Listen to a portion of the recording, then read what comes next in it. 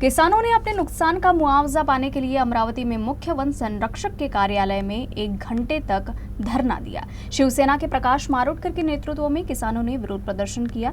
जंगल से सटे इलाके में जंगली जानवरों के कारण कृषि फसलों को भारी नुकसान हुआ, इसलिए अब किसान वन विभाग से नुकसान भरपाई की मांग कर रहे हैं। जंगली जानवरों के हमलों के कारण किसानों की फसलें बुरी तरह से बर्बाद हो गई है, जिससे किसान काफी निराश है। किसानों ने शिवसेना के प्रकाश मारोटकर के नेतृत्व में मुआवजे की मांग को लेकर मुख्य वन संरक्षक के कार्यालय में 1 घंटे तक डेरा डाले रखा। नांदगांव तहसील में जंगली जानवर, जंगली सुअर और अन्य जानवर किसानों की फसलों को भारी नुकसान पहुंचा रहे हैं। वन विभाग ने फसल नुकसान के मुआवजे के लिए किसानों के आवेदन खारिज कर दिए हैं। वनपाल और वन परिक्षेत्र अधिकारियों के बीच समन्वय की कमी के कारण किसानों को मुआवजे के लिए मदद मांगनी पड़ रही है।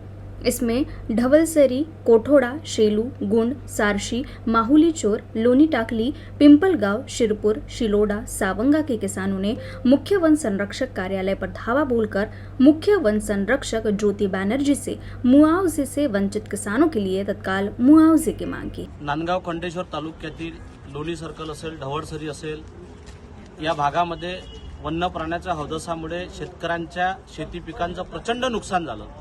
त्या नुकसान भरपाईसाठी आम्ही आज मुख्य वनसंरक्षक कार्यालयावरती धडक दिली सर्व शेतकऱ्यांना घेऊन, आणि आमची मागणी आहे जेही शासनामार्फत पैसे येते ते पैसे शेतकऱ्यांच्या खात्यात या नुकसान भरपाईच्या पंचनाम्यानुसार आम्हाला तातडीनं दिल्या गेले पाहिजे।